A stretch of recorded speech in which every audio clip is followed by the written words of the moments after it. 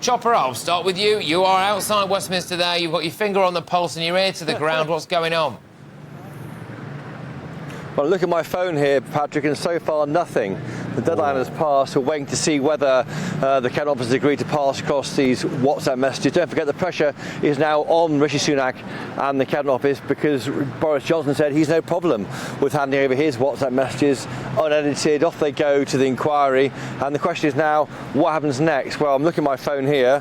So far, nothing. But the key thing is I'm not quite sure why there's a big deal here. This report won't be published until 2031, by which time, Patrick, you might be Prime Minister, and I certainly will be retired by then, 2031. But if you look back at the timing, I mean, the last oral hearings were in 2026.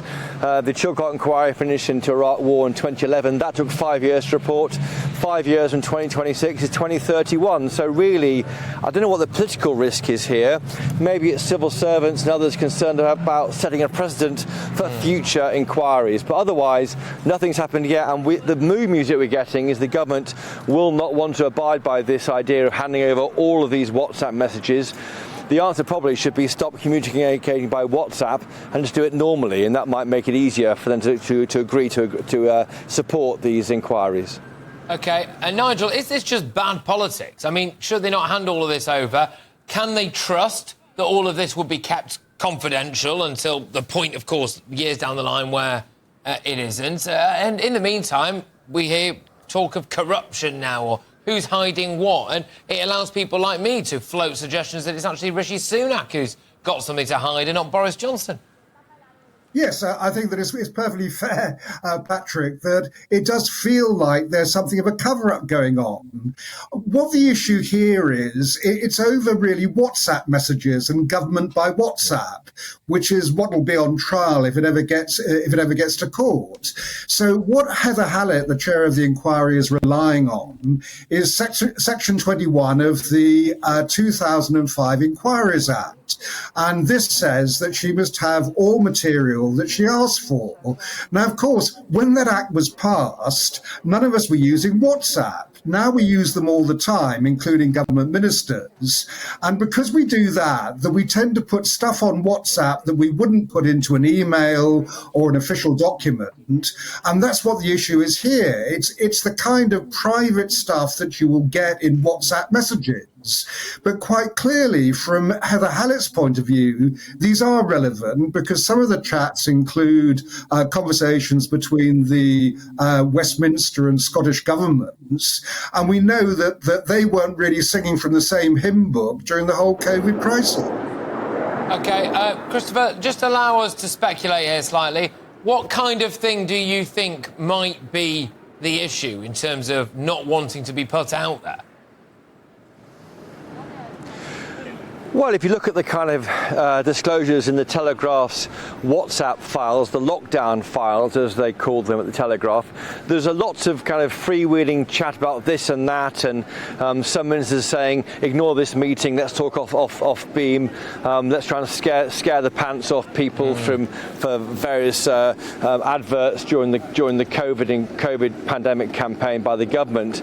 This stuff is damaging, but as rightly said there, the point is, it's not really up to the government to work out what to release. It should be up to Heather Hallett, Baroness Hallett. She's the judge in charge. She's a legal duty to publish what she thinks is relevant. And what's relevant may not be what the government thinks is relevant. Often in these big inquiries is the disclosure around the edges, which can be so difficult for the government. You think back to the Hutton inquiry, think back to the Leveson inquiry into press ethics. It's the various text messages released back then between Jeremy Hunt and someone else from News Corp.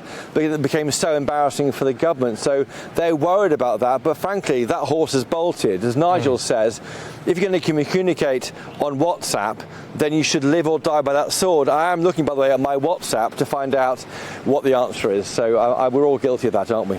Chris, I'm going to go back to you in a second. Nigel, this just appears to me to be a massive gift for the Labour Party because they were not in power at the time of the COVID pandemic, so they didn't have to deal with it at all. They could just stare at the government and pick bits out that they didn't like, etc., as indeed most of the mainstream media was doing at the time. They are not now involved in any kind of inquiry to clean up this mess, are they? I mean, Keir Starmer could not have just asked for a better result here, really. No, that's right. And that's why I think that the Cabinet Office is heading for an own goal on this one. That what the government promised all along was an inquiry after COVID was over and full transparency for that inquiry. Now they're denying the inquiry the very transparency they promised. I think Chris is absolutely right that, I mean, if you're going to govern by WhatsApp, you live or die by your WhatsApp messages. And if ministers are putting private stuff on there, I mean, for instance, it may be that the reason Boris Johnson is quite happy for his messages to be revealed is he's got something to say in them about Rishi Sunak. Rishi Sunak may not feel he wants that in the public domain, but quite clearly, whatever's on these WhatsApp messages that were exchanged during the clampdown that we all went through during COVID, they've got to be relevant for this inquiry. And of course, Labour will make hay out of this on the basis that they're trying to cover it up. Yeah, indeed. Chris, I'll lob it back your way. I can see you diligently looking at your phone there. Ominously quiet, Chris, it seems to be at the moment, doesn't it? I did have somebody on earlier on who was suggesting that if indeed the revelations of these WhatsApp messages absolutely hammer Sunak, it could pave the way for a Boris Johnson return. What do you think? I think even by then the horse might have bolted, because these hearings won't really get underway until towards the election or after the election. I think that, frankly, if the Tories lose the next election, few people here think that Rishi Sunak will hang around to be leader in opposition.